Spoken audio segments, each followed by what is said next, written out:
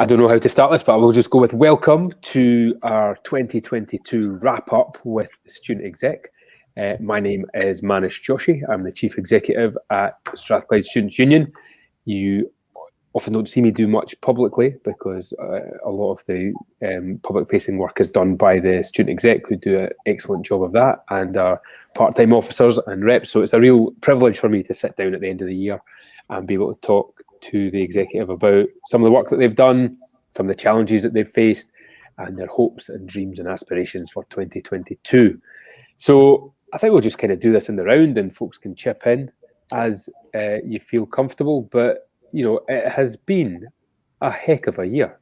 Like, I think outside of the pandemic for Strathclyde Students' Union, it's been a really momentous year with the closure of John Street, you know, which it was really sad that in many, many ways for lots of people. I think there was that, you know, there's a legacy piece there where lots of people have fond memories. But I think for us, as both our staff team and the officers, we just didn't get a chance to bid her farewell, I think, or them farewell. I don't know if we're giving John Street gender neutral pronouns or if, like a boat, she is referred to as a female. But it was just sad, I think, that we didn't get a chance to really have one last rave party or even cheese and wine in John Street. And, you know, having seen what members of the UK government have done recently, we could probably have got away with a cheese and wine this time last year, had we known.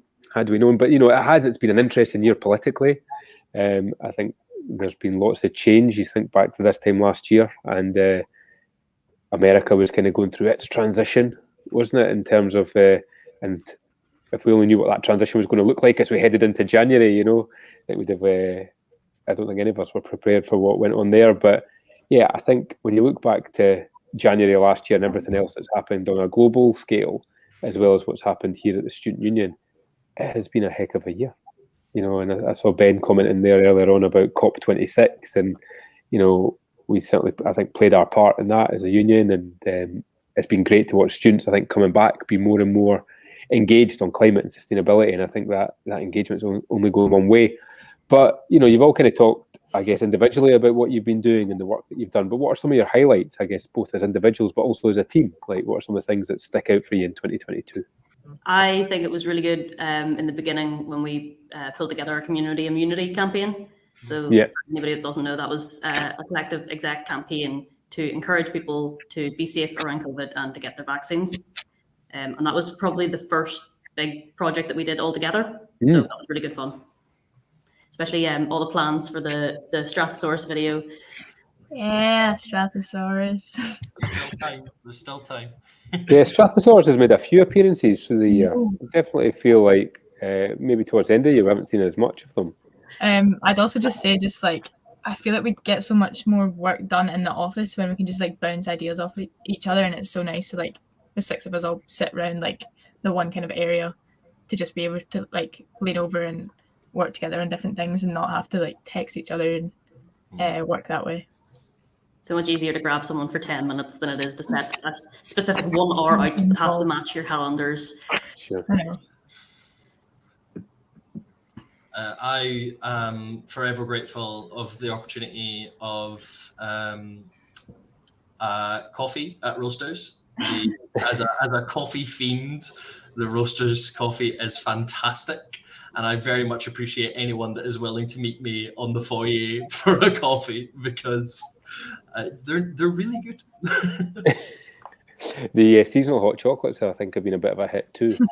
I have enjoyed my fair share of the seasonal hot chocolates. Although I only realised recently, and this is probably more a shame on me, that you can't get a Baileys before 11 o'clock because of licensing laws. So you go down for at least one other member of the senior management team.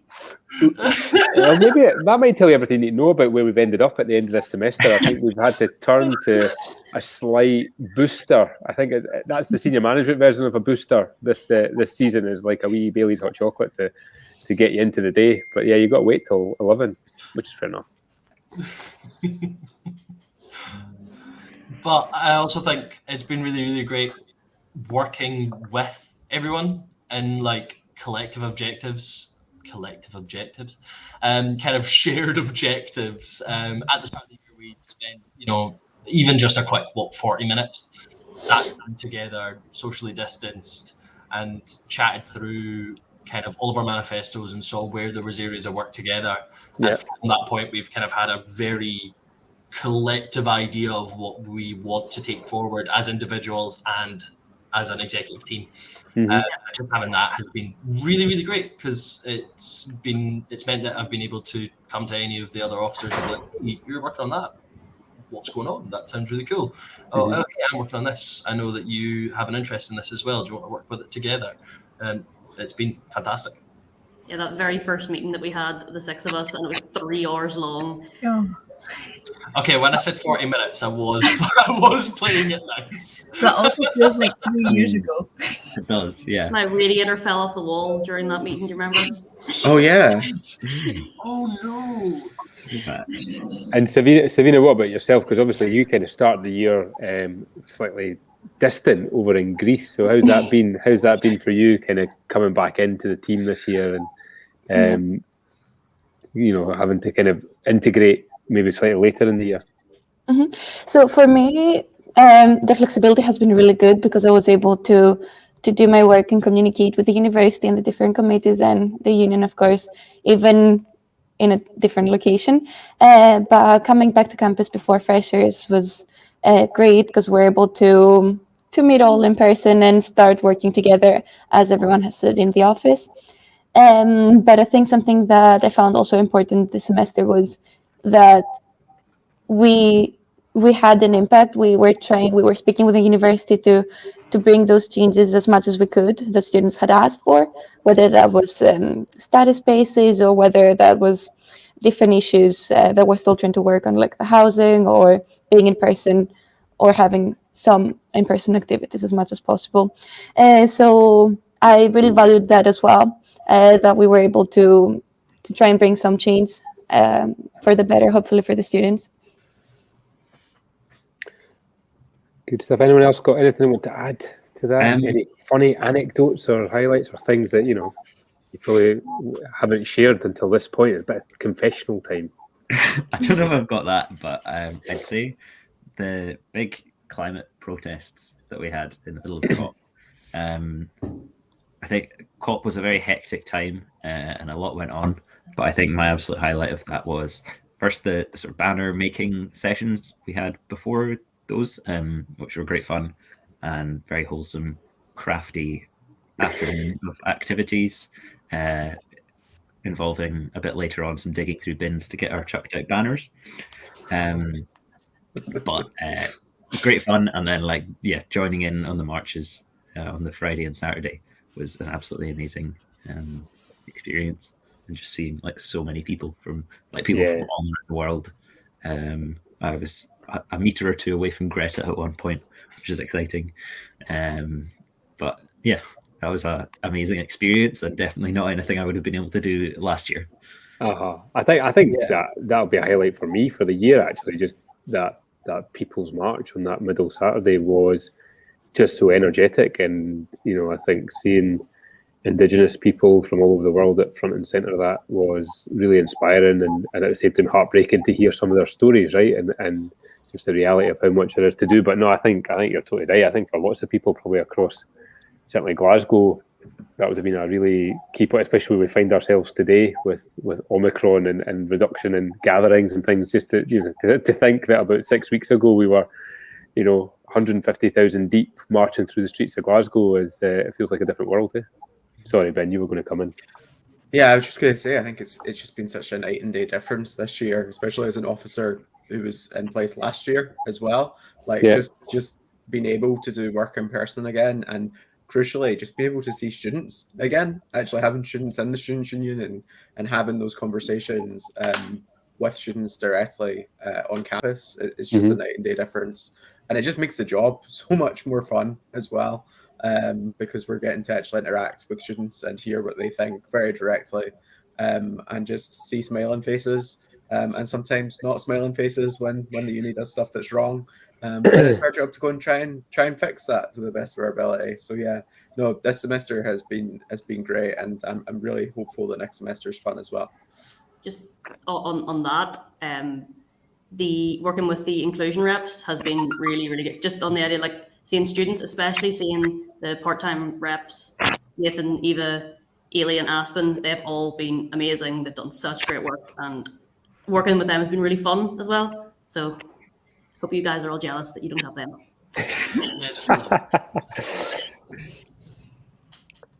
That's good. And, you know, obviously there's been lots of really good things that have happened, but what are some of the challenges over the last year that you faced in this role and in terms of representing students here at the university?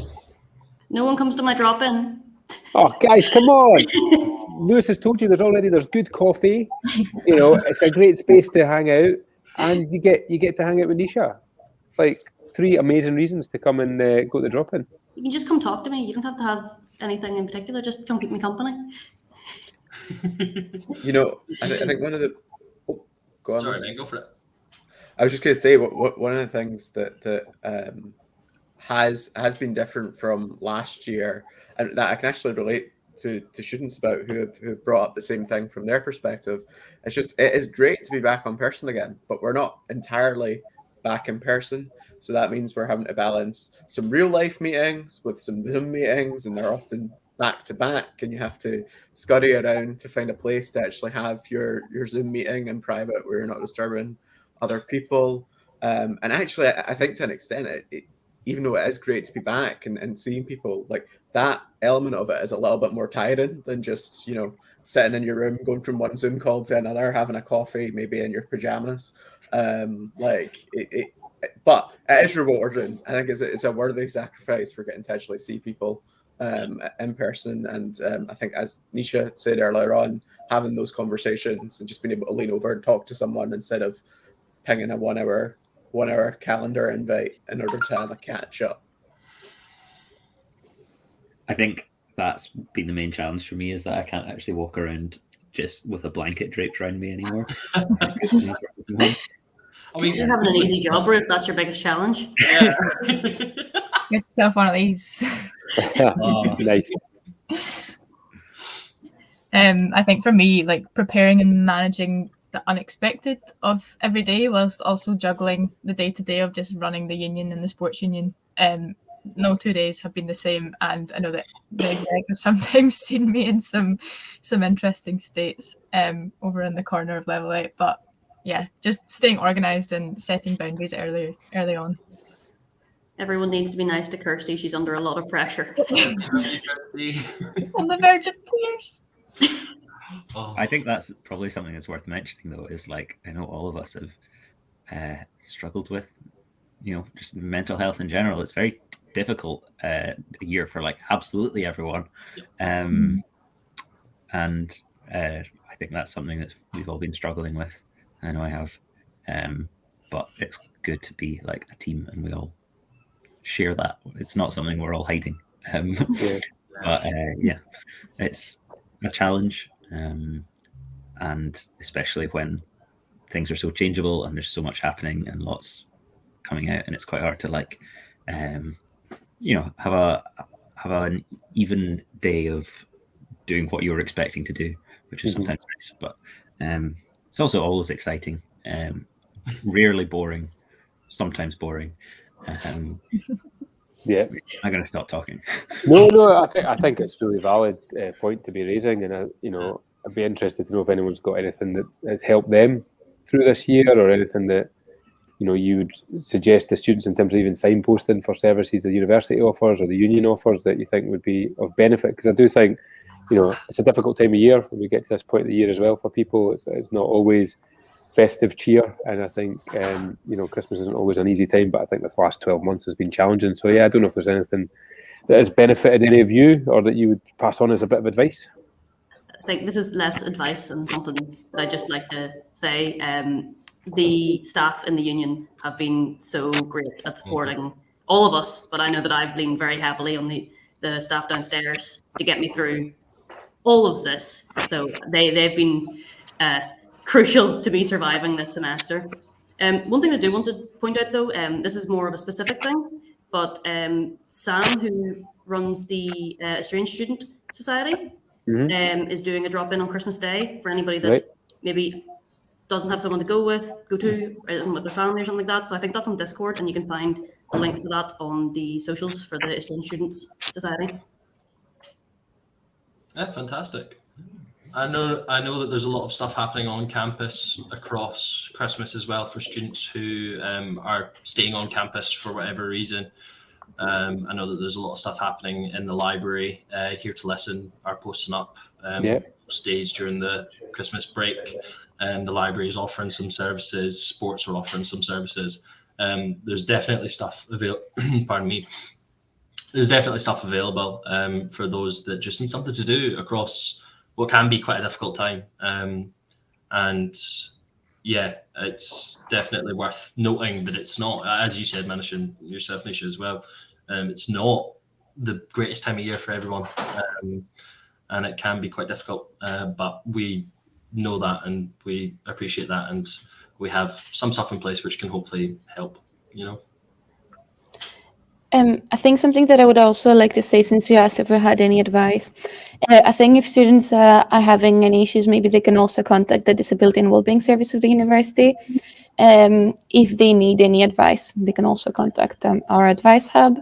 But also I would like to urge students, I mean, as the VP Education, that if they have any issues that affected them academically, especially now in the exam diet, that they should just file personal circumstances on Pegasus so that this is recorded and taken into consideration if needed. Yeah. That's great. And you know, as we look ahead to 2022, what are some of the things that you're hoping to do for students here in your might be your final term, might not be your final term, because we have elections coming up as well, but what are some of the things that people can expect from you next academic year? I'm really keen to run a charity month for our societies again. That was something that went across really well last year, and we raised a lot of money and had a lot of fun collaborations and stuff like that last year. So I think that's something that I'd be very keen to run again. Great. I think I'm quite keen to get like sports union events back. We had captain's dinner in November, but we're having the first ever summer sports ball hopefully in May, and we plan some other events which will hopefully be launching COVID permitting before then. So yeah, just getting that back to normal. I've got the LGBT History Month come up in February, and as well as that, hopefully going to get the mural finished before my term finishes. Right. I can leave something concrete behind. For me, I would obviously consider continue speaking with all reps, but also continue doing some of the stuff that I have already started, such as on employability or on different events that I wanted to do together with reps. And yes, also continue looking into the recording of lectures to see what can be done for that. So yeah, that's all for me. I am looking forward to doing some proper on the grounds campaigning stuff, whether, you know, we'll see what that entails, you know, what campaign efforts we have. I've got in my back pocket quite a lot of housing stuff. Surprisingly enough, housing is an issue that I'm working on this year. I've got a lot of housing stuff that I'm looking to take forward. And I didn't get to go to the climate march in November because I had COVID fear and I didn't want to be there with that many people. And now I'm sad because it sounded great. So I want to try and get out and use my megaphone and wave some banners and go and do some campaigning. And most importantly, probably just meeting other students and engaging with them, getting to hear what they have to say, what solutions they can come up with, and kind of coming together as a student community to affect real positive change, if you like buzzwords. We'll do our own little climate march just for you, Lewis. Oh, thank you. Sounds good. I think we've still got some banners left, haven't we? Yeah. I think Go for it.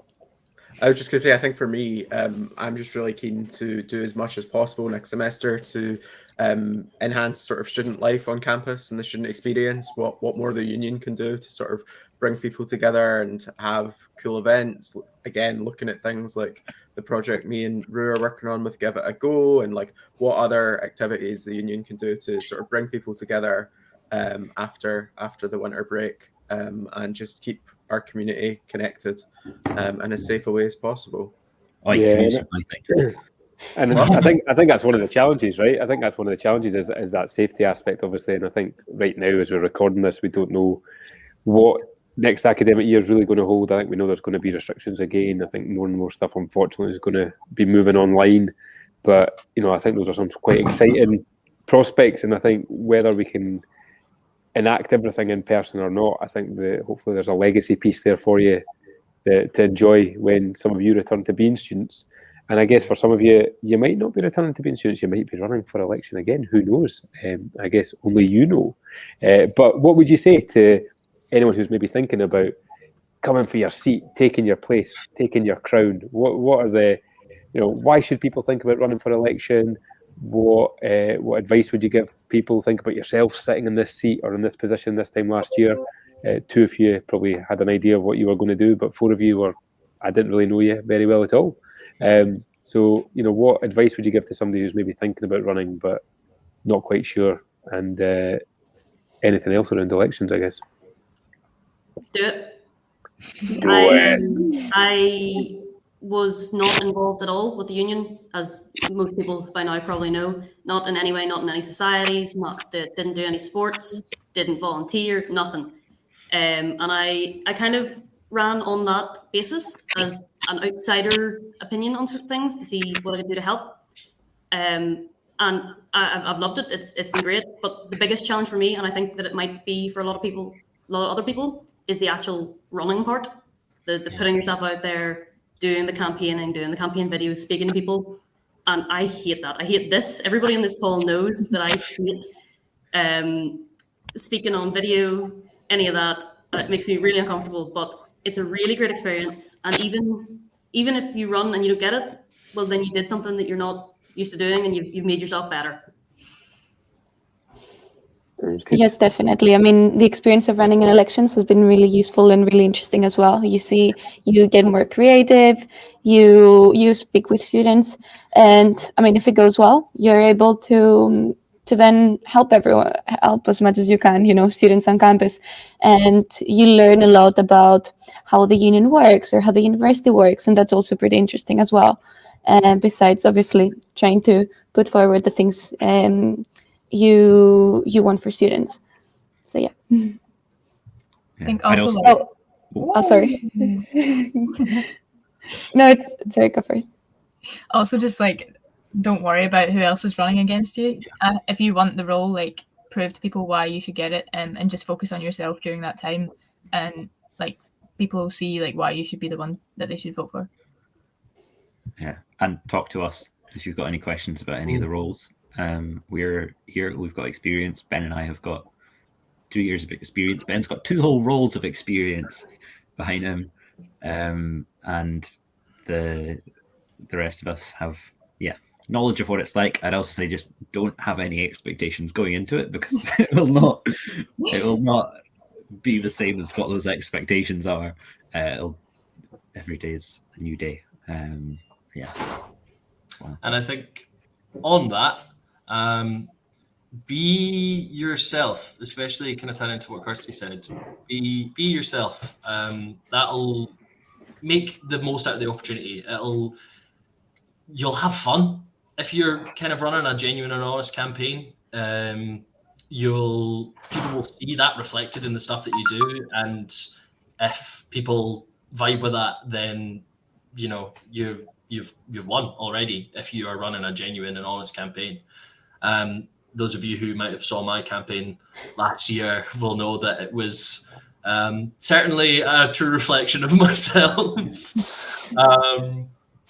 But yeah, honestly, as Nisha said right at the start, do it. You've got to run. It's fantastic. Winning's great, paycheck's nice, but the running is probably just as fun and just as important for who you are and what you can get out of it. I'd also just say get a nice slogan. Didn't think I'd been called Kirsty B Sports VP all year, but seems to have stuck. Yeah, absolutely. It really has stuck. It's how I speak to Kirsty all the time. I'm like, oh, all right, Kirsty B, Sports PP. Because my mind likes to just click on and stick to things like that. But yeah, just mirroring what everyone else said. Just do it. Don't even think about, oh, what am I going to win or not? Just put yourself forward. Like before I was VP Welfare last year, I ran in the election before that and lost miserably.